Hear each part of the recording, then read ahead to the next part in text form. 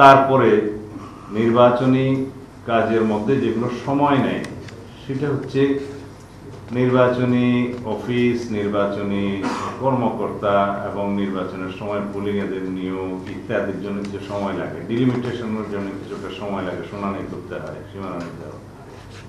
তারপরে যে কাজগুলো এগুলো সবগুলো গোছাতে প্র্যাকটিক্যালি 2 থেকে 3 মাসের বেশি সময় লাগার কথা নয়।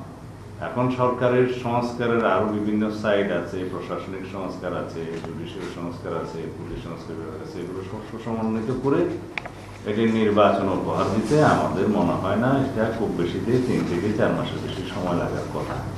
এটা হচ্ছে আপনাদের প্রথম ভাগের কথা। দ্বিতীয় ভাগ হচ্ছে যে আইনি সংস্কার। এই আইনি সংস্কারগুলোর মধ্যে একটা ঐক্যমত সৃষ্টি হতে হবে।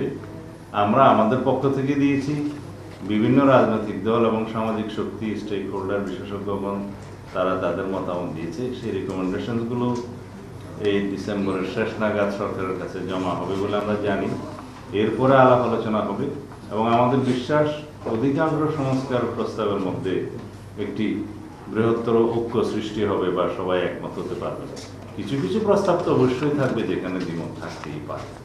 তো সুতরাং সেই রিকমেন্ডেশনসগুলো ফাইনাল হওয়ার পরে আপনারা পরিষ্কার একটা ধারণা পাবেন যে প্র্যাকটিক্যালি আমাদের কয়দিন সময় লাগবে একটা ইনক্লুসিভ ফ্রি ফেয়ার ইলেকশন, কতটুকু লাগবে এই সংস্কারের জন্য। এটা অধিকাংশই আইনি সংস্কারের বিষয়, কাগজের বিষয়, এবং প্র্যাকটিক্যালি যে কাজগুলো নির্বাচন কমিশন সময় নেয় সেটা হচ্ছে ভোটার তালিকা প্রণয়ন, যেটা আপডেট হালনাগাদ করা হয়, সেটার একটা নিয়ম আছে, বিধিও আছে। জানুয়ারির 2 তারিখে খুব সম্ভবত খসড়া তালিকা প্রকাশ করা হবে। তারপরে প্র্যাকটিক্যালি কি কি ভুলভ্রান্তি আছে, ইনক্লুশন অফ নিউ ভোটার্স, আর যেগুলা মারা যান ভোটার তালিকা তাদেরকে এক্সক্লুড করা এবং গোয়া ভোটারগুলো স্ক্রুটিনি করা, এগুলো প্র্যাকটিক্যাল কাজ।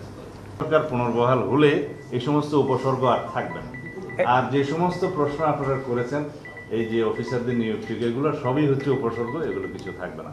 ফেয়ার ডিলিমিটেশন, সাংবিধানিক সাপোর্ট, লিগ্যাল সাপোর্ট এবং ডিলিমিটেশন প্রপার আর কেয়ারটেকার ইন প্লেস, এগুলো যদি হয় সুষ্ঠু নির্বাচন হতে বাধ্য।